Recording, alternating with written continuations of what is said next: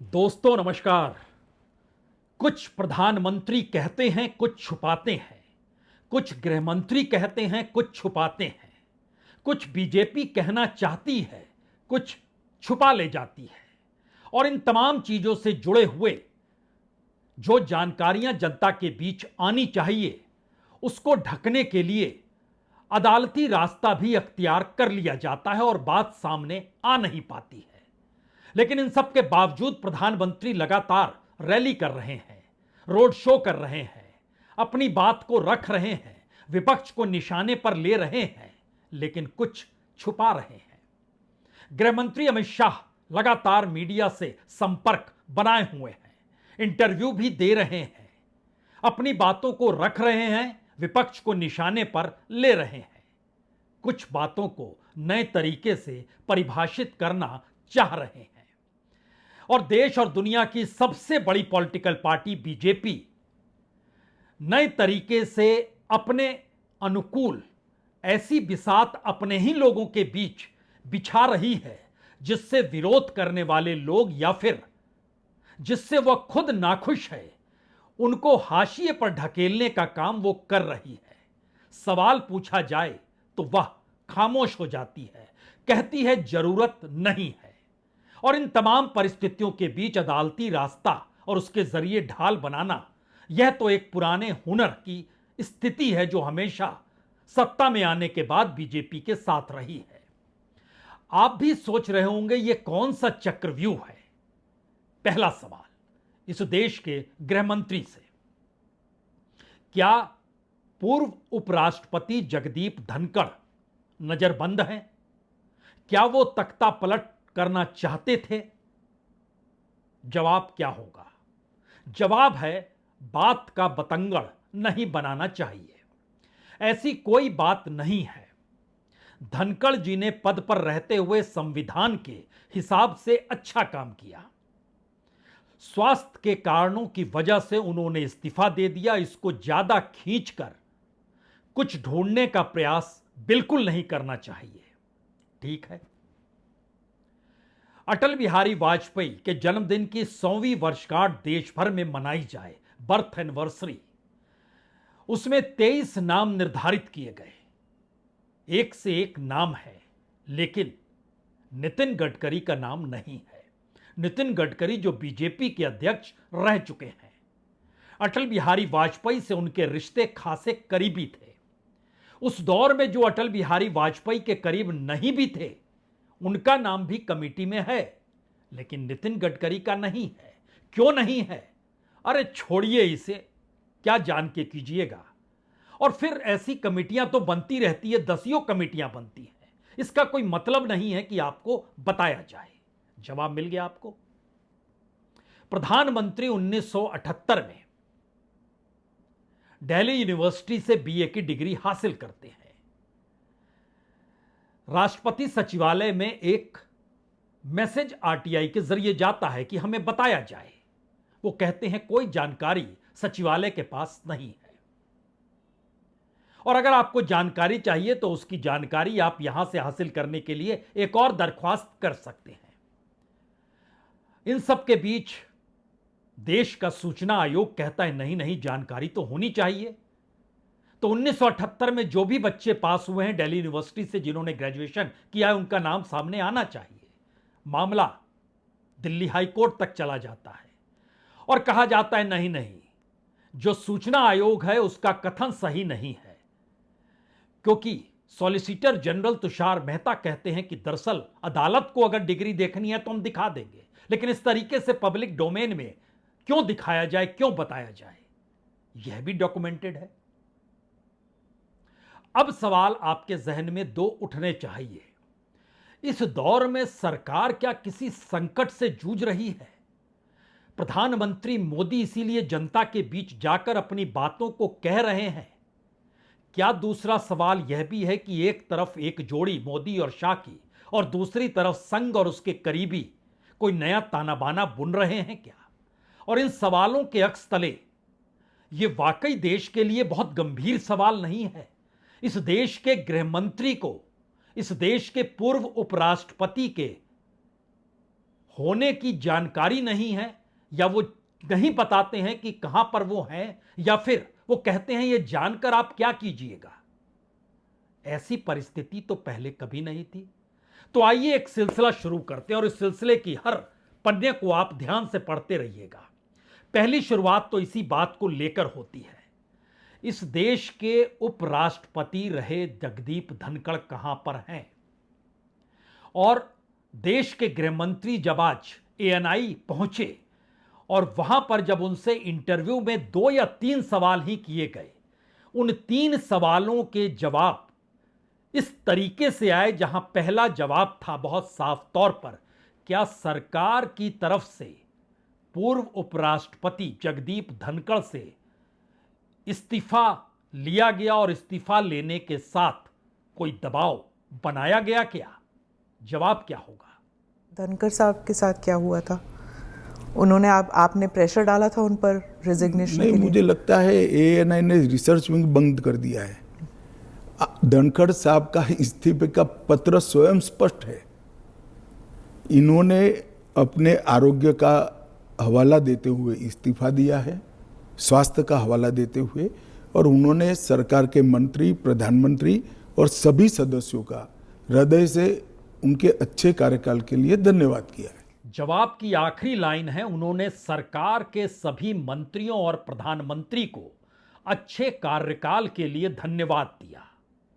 तो जिनको धन्यवाद दिया वही नहीं बता पा रहे हैं कि उपराष्ट्रपति रहे जगदीप धनखड़ हैं कहां पर, और क्या वाकई जो बातें निकल पड़ी थी कि वो सत्ता पलटना चाहते थे, या फिर वह चौकी संसद के भीतर राज्यसभा के चेयरमैन की कुर्सी पर बैठकर कह चुके थे कि उनके रिश्ते बीते 30 साल पहले या कहें 25 साल पहले आरएसएस के साथ बेहद करीब के थे, और वो आरएसएस को इस देश और दुनिया का सबसे अनुशासनबद्ध ऑर्गेनाइजेशन मानते हैं, जिसका जिक्र बहुत बाद में या कहें हाल में 15 अगस्त को खुद प्रधानमंत्री मोदी ने किया।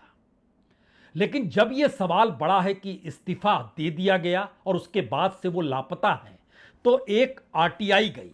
उस आरटीआई में पूछा गया, ये अजय वासुदेव बोस हैं जो कि महाराष्ट्र के अमरावती जो विदर्भ में आता है वहां से उन्होंने एक आरटीआई डाली और राष्ट्रपति सचिवालय के पास आरटीआई भेजी कि हमें जानकारी तो दीजिए कि वो कहां पर हैं। तो राष्ट्रपति सचिवालय ने उन्हें जवाब दिया 20 अगस्त को, बहुत दिन नहीं हुए, 5 दिन पहले की बात है। राष्ट्रपति के सचिवालय के पास कोई जानकारी नहीं है।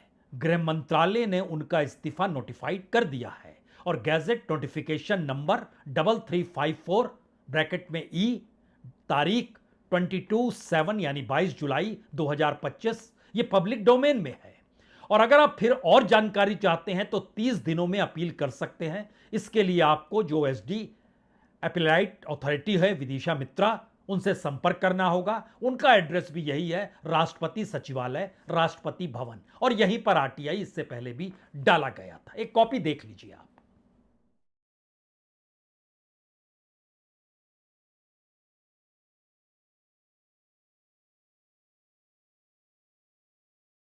दो बातें हैं इस आरटीआई के जरिए मिले जवाब में। एक तो राष्ट्रपति सचिवालय को कोई जानकारी नहीं है, और दूसरा सारी जानकारी गृह मंत्रालय के पास हो सकती है क्योंकि उन्होंने ही उनके इस्तीफे को नोटिफाई किया था और गेस्टेड नोटिफिकेशन उन्होंने निकाला था। और गृह मंत्री आज एएनआई के सामने बैठे थे और उनसे सवाल जवाब हो रहे थे। कई दूसरे सवाल जवाब भी थे, लेकिन महत्वपूर्ण था पूर्व उपराष्ट्रपति क्या वाकई जब पद पर थे तो वह किसी तरीके से नजरबंद तो अभी है, लेकिन उससे पहले क्या वह इस देश में तख्ता पलट करना चाहते थे? और तख्ता पलट की थ्योरी दरअसल कहीं बाहर से नहीं बल्कि बीजेपी और संघ के भीतर से निकली हुई थ्योरी अलग अलग माध्यमों से निकलकर सामने आई थी। अब सवाल था कि इसका जवाब कोई क्या देगा, लेकिन गृह मंत्री चूके नहीं। वो जानते हैं देश इस वक्त वही चला रहे हैं, प्रधानमंत्री चेहरा जरूर हैं और उनकी बात जनता ज्यादा बेहतर तरीके से और तेजी के साथ समझ लेती है तो वह जनता के बीच रैली कर रहे हैं। रोड शो आज भी अहमदाबाद में उन्होंने किया है, लेकिन बातें तो सत्ता की तरफ से उन्होंने ही रखनी है। तो इस सवाल का जवाब और इससे जुड़े सवाल का जवाब कैसे दिया उन्होंने? विपक्ष और सभी पूछ रहे, मीडिया भी पूछ रही है कि वो है कहाँ, हाउस अरेस्ट पे है कि क्या ऐसा है कि सच और झूठ की व्याख्या आपने शायद विपक्ष क्या कहता है इसको बना ली। पर काफी सारे बैकग्राउंड इंफॉर्मेशन तो बाहर निकल रहा था ना कि वो कुछ ट्राई कर रहे थे। ये भी बात निकल रही है कि शायद कू कर रहे थे। कौन? धनखड़ जी। नहीं, ऐसी कोई बात नहीं है जी। इसमें बात का बतंगड़ नहीं बनाना चाहिए। धनखड़ जी संवैधानिक पद पर बैठे, अपने कार्यकाल में उन्होंने संविधान के हिसाब से अच्छा काम किया जी। इनकी निजी स्वास्थ्य की समस्या के कारण इन्होंने इस्तीफा दिया है। हाँ। इसको ज्यादा खींचकर कुछ ढूंढने का प्रयास नहीं करना चाहिए। देखिए देश में बहुत सारी पॉजिटिव स्टोरीज हैं हमेशा इस तरह की स्टोरी के पीछे। गृह मंत्री अमित शाह ने जवाब तो दे दिया, लेकिन यह पूरा इंटरव्यू दरअसल जो नया कानून लाया जा रहा है संविधान में संशोधन करके, उसी के इर्द गिर्द पूरे के पूरे इंटरव्यू को रहना था। लेकिन चूंकि उपराष्ट्रपति पद का चुनाव भी हो रहा है और उपराष्ट्रपति जो इंडिया गठबंधन की तरफ से हैं, उन पर तीखी टीका टिप्पणी और विचारधारा को लेकर उनको नक्सलवाद से जोड़ा भी गृह मंत्री ने ही, जिनका दावा है कि अब नक्सलवाद खत्म हो चुका है, खत्म हो जाएगा जो बचा हुआ है। बावजूद इसके तो गृह मंत्री को यह उम्मीद रही नहीं होगी कि जब यह सवाल आएगा तो वो जवाब कैसे देंगे। इसीलिए उन्होंने अपने जवाब में खुले तौर पर कहा कि बात का बतंगड़ नहीं बनाना चाहिए। यह सामने वाले के लिए एक सीधी धमकी है, आप बतंगड़ मत बनाइए। चाहे तो इसके बाद सवाल पूछा जा सकता था कि दरअसल बतंगड़ बनाने की जरूरत नहीं है, लेकिन आजादी के बाद ऐसा कभी हुआ ही नहीं कि भारत का कोई उपराष्ट्रपति गायब हो जाए और महीनों सामने ना आ पाए। इससे पहले ऐसा इस्तीफा भी नहीं हुआ और इससे पहले इस तरीके से किसी को उपराष्ट्रपति भी नहीं बनाया गया और इतनी बेहतरीन तरीके से उन्हें जीत भी हासिल हुई और एक झटके में उनकी तबीयत ऐसी बिगड़ी कि कौन डॉक्टर देख रहा है यह भी कोई नहीं बतलाता है। बाकियों को तो मिलने की इजाजत है नहीं, लेकिन वो हैं कहां पर यह भी कोई जानकारी नहीं देता है। तो ये तमाम परिस्थितियां सस्पेंस को और ज्यादा गहराते जा रही है और यह गहराने की परिस्थिति मौजूदा वक्त में देश की उस हकीकत को सामने ला रही है, जिस हकीकत में वाकई क्या सरकार के भीतर अपने ही भीतर से संकट है। इसीलिए गृह मंत्री अमित शाह को सामने आना पड़ा। और अगला सवाल इससे जुड़ा हुआ यह है कि विपक्ष इस हकीकत को समझ रहा है, क्योंकि अगर यह इंटरव्यू सिर्फ और सिर्फ नए कानून के मद्देनजर था तो उसमें भी ये जुड़े हुए सवाल हो सकते थे कि गिरफ्तार तो आप ही करवाते हो, जेल तो आप ही डलवाते हो, कितने दिन जेल में रहेगा यह भी तय कर लेते हो। और उदाहरण खुद गृह मंत्री ने केजरीवाल का दिया, वो बताइए जेल में रहकर मुख्यमंत्री पद को उपभोग भी कर रहे हैं और उसको चला भी रहे हैं, तो जेल से कोई मुख्यमंत्री बना रह सकता है क्या? सवाल तो जायज है। अब सवाल है कि जिस आधार पे या जिस आरोप में उन्हें जेल भेजा गया, चुनाव हारने के बाद वो जेल क्यों नहीं जा पा रहे हैं? ऐसी कौन सी मुसीबत सीबीआई और ईडी के सामने आ गई और बीजेपी के नेताओं के सामने कौन सा संकट आ गया कि अब वो उन आरोपों तले उन्हें घेरते ही नहीं है? उनको तो जेल में होना चाहिए था। अगर आप पूरी चुनाव की प्रक्रिया को समझें, उस दौर में उठने वाली आवाजों को सुने, उस दौर में लगते हुए आरोपों को देखें, उस दौर में सीबीआई और ईडी जो कह रही थी उसे ही सुन लें, उन्हें तो जेल में रहना चाहिए। लेकिन उसके बाद आम आदमी पार्टी के नेताओं के जेल जाने पर ब्रेक सी लग गई है। बहरहाल अब इसके आगे की परिस्थिति यह है कि कानून जो आ रहा है उसके इर्द गिर्द का यह ताना बाना था और शायद यही वो स्थिति है जिस परिस्थिति में मौजूदा वक्त में देश किन हालातों में है, इसको इस देश के विपक्ष के नेता जो पार्लियामेंट में राहुल गांधी हैं, उन्होंने 3-4 दिनों पहले एक परिस्थिति खींची कि कैसे संभव वाइस प्रेसिडेंट ही गायब हो जाएं। The day the vice president resigned, I think Venugopal ji called me and said, vice president is gone. There's a big story about why he resigned. Some of you might know it, some of you might not know it, but there's a story behind it. And then there's a story about why he's in hiding. Why the Vice President of India, is in a situation where he cannot say a word. One word. And has to hide.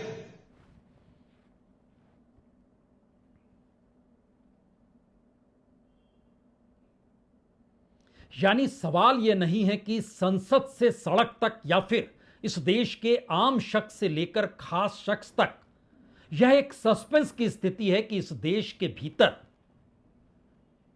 उपराष्ट्रपति कहां गायब हो गए और उपराष्ट्रपति क्या वाकई नजरबंद है या नहीं हो, या फिर उन्होंने ऐसा कौन सा काम कर दिया जिसके बाद उनका इस्तीफा हो गया। हेल्थ रीजन होते हैं तो डॉक्टर्स भी सामने आते हैं और अक्सर इस देश में कोई भी वीआईपी बीमार पड़े तो उसकी रिपोर्ट बाकायदा डॉक्टरों के जरिए दी जाती है। और जब राष्ट्रपति के बाद दूसरा पद उपराष्ट्रपति का हो तो ऐसे में और ज्यादा गंभीर तरीके से हर दिन सुबह या हर दिन सुबह शाम दोनों वक्त डॉक्टर्स रिपोर्ट जरूर देते हैं कि व्यक्ति की तबीयत कैसी है, लेकिन एक झटके में ना तो तबीयत की जानकारी और तबीयत तो दूर व्यक्ति की ही जानकारी नहीं है।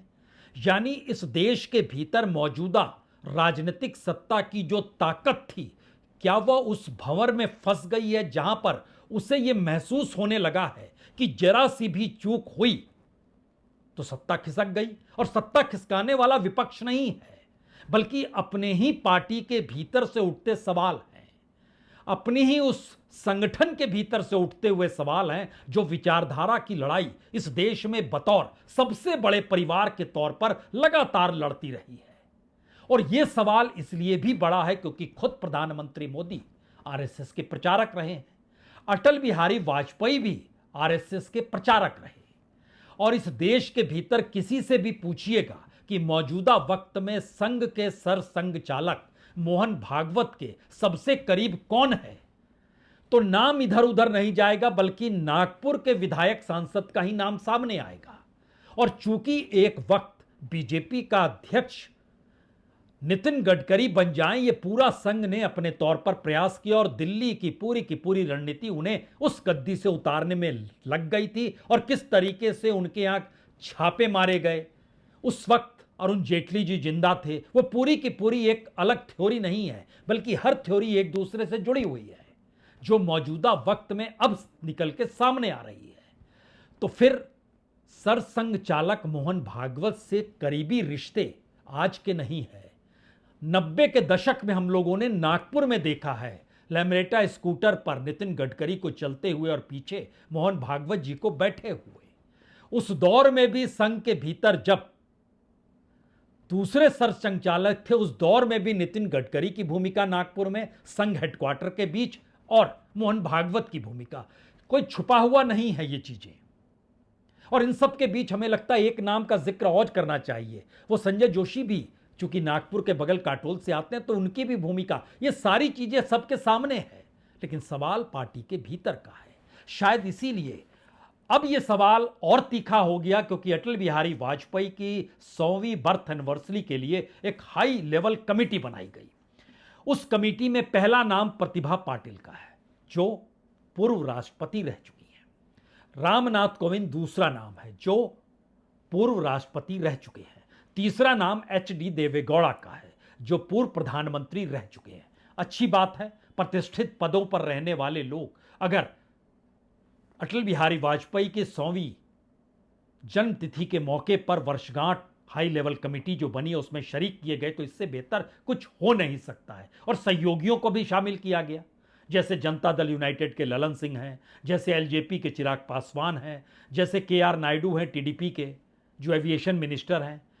लेकिन उसके बाद की लकीर को अगर खींचना शुरू करें तो जो नाम आएगा उसमें 3 नाम सिर्फ आपको निकल के आ सकते हैं। एक राजनाथ सिंह का नाम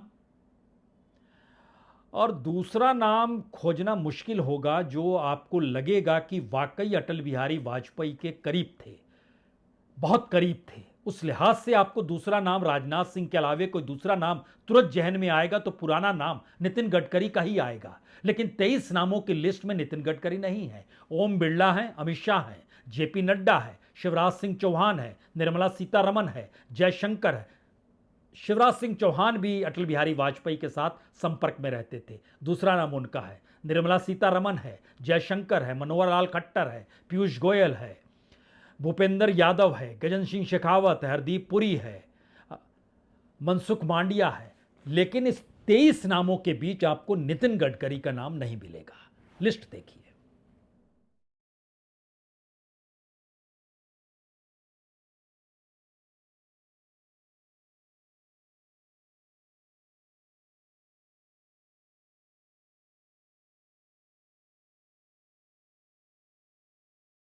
अब इस लिस्ट को देखकर आपके जहन में बहुत सारे सवाल होंगे, लेकिन 3 सवाल सबसे ज्यादा महत्वपूर्ण हैं।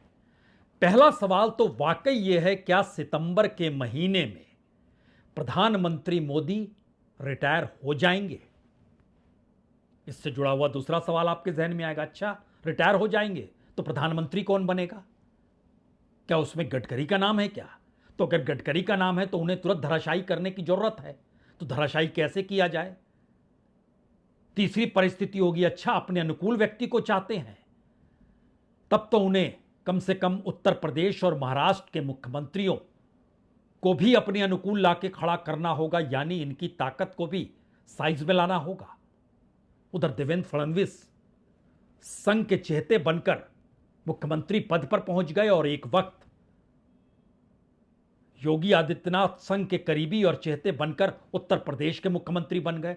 दोनों मुख्यमंत्री बनने के बाद सफल साबित हुए, इसमें कोई दो मत नहीं है। लेकिन सफलता अगर एक ही व्यक्ति के नाम से जानी जाए और उससे हटकर कोई समानांतर कोई दूसरा शख्स खड़ा हो रहा हो तो वह चेतावनी के तौर पर तो है, तो उसे बर्दाश्त कैसे किया जाए?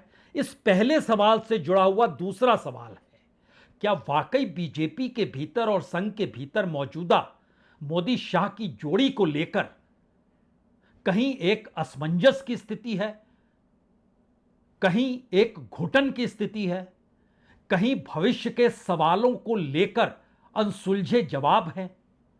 आने वाले वक्त में भविष्य को जो देखने की स्थिति में आरएसएस आज से नहीं बहुत पहले से रही है। अटल बिहारी वाजपेयी के दौर में ही उसने किस युवा नेता को आने वाले वक्त में बागडोर सौंपी जाए इसके प्रयास शुरू कर दिए थे। उस वक्त याद कीजिएगा, गुजरात के मुख्यमंत्री कौन थे, मध्य प्रदेश के मुख्यमंत्री कौन थे। गडकरी साहब को तो निकाल के लाया ही गया, लेकिन उनको कैसे राजनीतिक तिकड़ों में चीजें खारिज की गई, ये सारी चीजें इतिहास का हिस्सा जरूर है। लेकिन एक बार फिर मौजूदा वक्त में जब तारीख नजदीक आ रही है 17 सितंबर प्रधानमंत्री मोदी के जन्मदिन की, और उससे पहले कल जो हम आपसे जिक्र कर रहे थे 9 सितंबर जब उपराष्ट्रपति पद का चुनाव होना है, तो उससे पहले तीसरा सवाल सीधे सीधे मोदी शाह की जोड़ी से आकर जुड़ गया है।